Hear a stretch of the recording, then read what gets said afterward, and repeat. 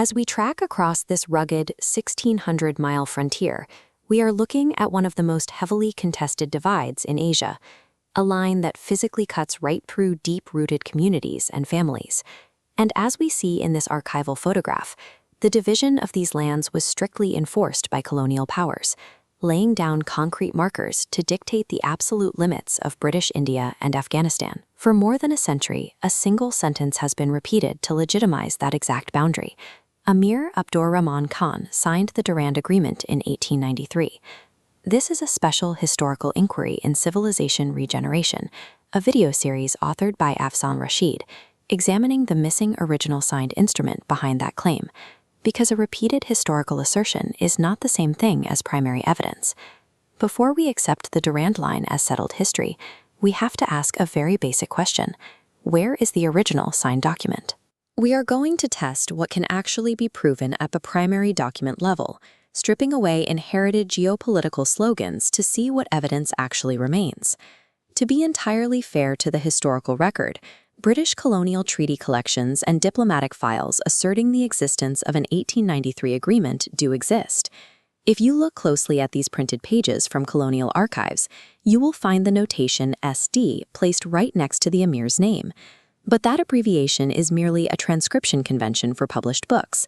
It is legally distinct from producing the original physical parchment.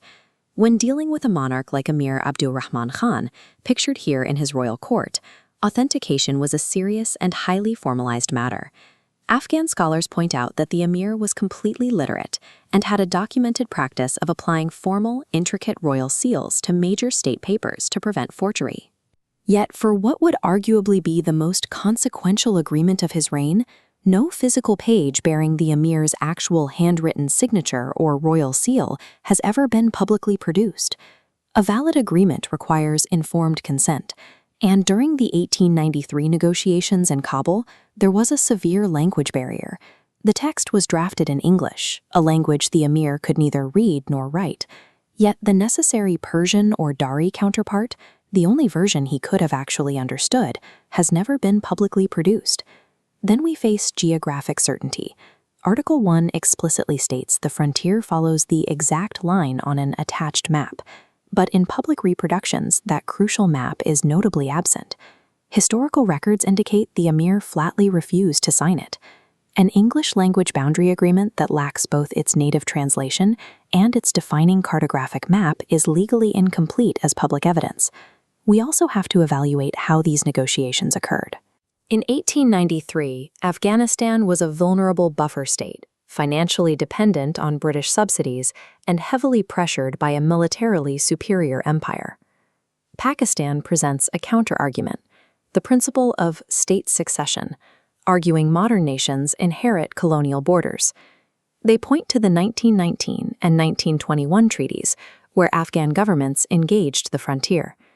But state succession only preserves a valid boundary treaty. It cannot retroactively cure a defective one.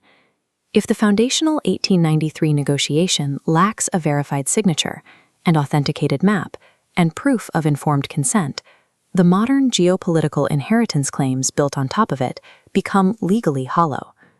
The responsible scholarly conclusion here is not that every British colonial record was fabricated out of thin air. The precise finding is much narrower.